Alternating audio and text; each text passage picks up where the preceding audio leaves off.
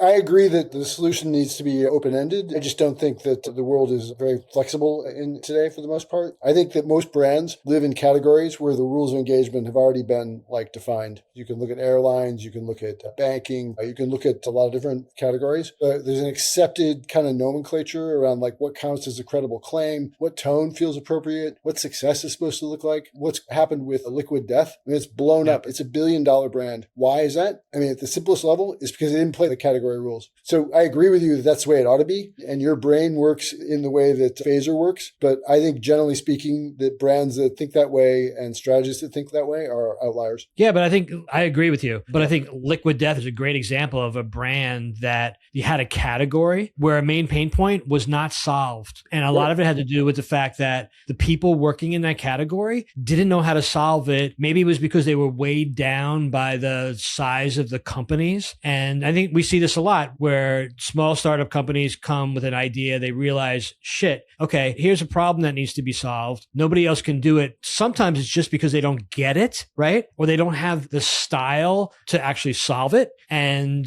a startup company can go cut right to the heart of the solution and start at the solution. That's Liquid Death. And nobody wanted to order a water in a club or in a bar, right? Liquid Death made it cool. They did. They made it cool. Yeah, I agree.